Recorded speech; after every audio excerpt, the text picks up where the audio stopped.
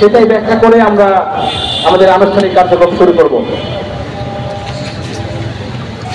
Bangladesh 5 August 2024 সালে নতুন করে স্বাধীন করা হয়েছিল।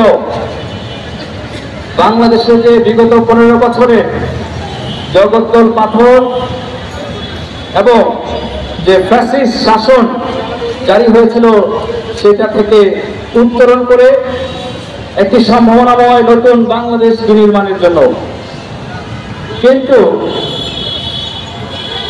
পুরনো সকল সিস্টেম বহাল রেখে কোনোভাবেই কি সেই বাংলাদেশ নির্মাণ সম্ভব, আমরা সেটি মনে করি না।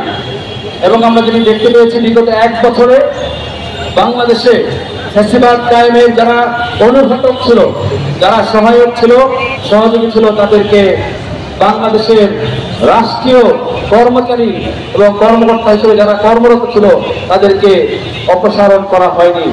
এরকম একটি জগাখিচুড়ির মধ্যে আগামী নির্বাচন অনুষ্ঠিত হতে যাচ্ছে। আমাদের আজকে সচিবালয়ের সামনে আসার একটাই অর্থ, বিগত 15 বছরে বাংলাদেশে এই প্রশাসন যারা গুম খুন করেছে তাদেরকে গ্রেফতার করো, যারা ভোট ডাকাতি করেছে বিগত 3টি নির্বাচনে মাঠ প্রশাসনে যারা দায়িত্ব ছিল তাদের প্রত্যেককে চাকরিচ্যুত করে শাস্তিমূলক ব্যবস্থা গ্রহণ করো। পাশাপাশি আমরা বলতে চাই যে অন্তর্বর্তীকালীন সরকার আমরা বসিয়েছি, এই সরকার বাংলাদেশের জনগণের ম্যান্ডেটে বসা সরকার, তারা কি বাংলাদেশের জনগণের ম্যান্ডেট অনুযায়ী চলবে নাকি এই সচিবালয়ে থাকা আমলাদের মুখোমুখি হয়ে চলবে? এই প্রশ্নগুলোর জবাব জানতে আজকে আমাদের জুলাই মঞ্চের আয়োজনে এই জবাব চাই মিছিল। এই মুহূর্তে আজকের এই অনুষ্ঠানে কথা বলবেন জুলাই মঞ্চের ছাত্র সংযোগ প্রতিনিধি জনাব নুরুজ্জামান ইমন।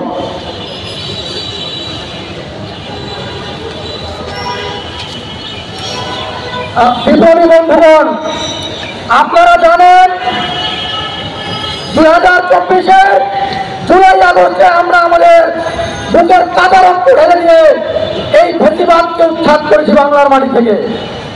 কিন্তু আজকে 1 বছর 3 মাস পরে এসে দেখতে হচ্ছে এই ফ্যাসিবাদের দোসররা এখনো বাংলাদেশের গুরুত্বপূর্ণ স্থান বাংলাদেশ সচিবালয়ে বসে রয়েছে।